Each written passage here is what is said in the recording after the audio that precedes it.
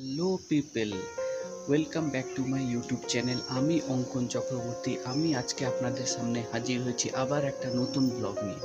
আজকের এই ব্লগে আমি আপনাদেরকে দেখাবো আমার গার্ডেনের 3টে খুব সুন্দর গোলাপ। তাই আর বেশি দেরি না করে আমি ভিডিওটা এখনই শুরু করছি। ভিডিও শেষে আপনাদের সাথে আবার দেখা হবে। নমস্কার, আপনারা সবাই কেমন আছেন? আশা করছি যে আপনারা সবাই খুবই ভালো আছেন।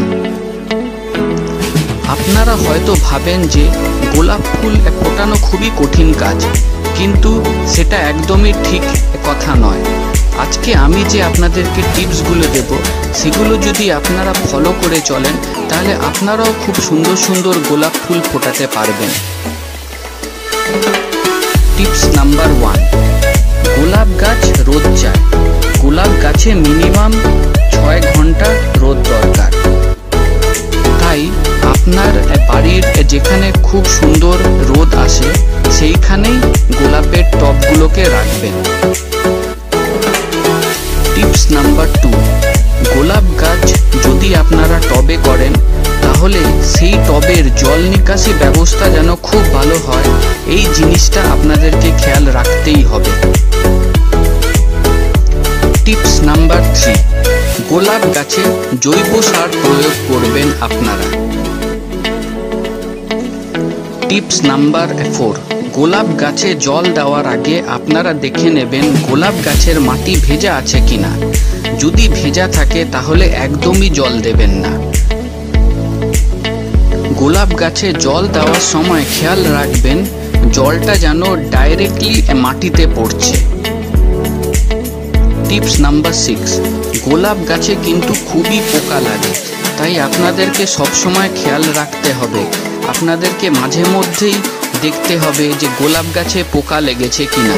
পোকা লাগলেই সঙ্গে সঙ্গে পোকা মারার ওষুধ প্রয়োগ করতে হবে। লাস্ট অ্যান্ড ফাইনাল টিপস, গোলাপ গাছকে মাঝে মাঝে ছাঁটাই করবেন। মাঝে মাঝে ছাঁটাই করার ফলে গোলাপ গাছের খুব সুন্দর একটা শেপ হবে, বেশি বাড়তে পারবে না।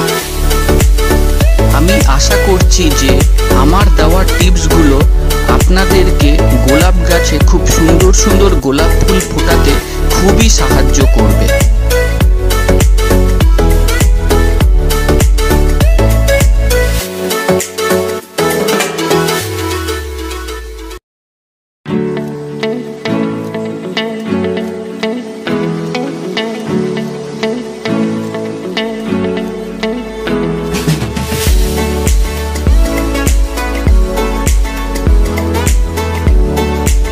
এই রোজ ব্লগটা কেমন লাগলো আপনাদের?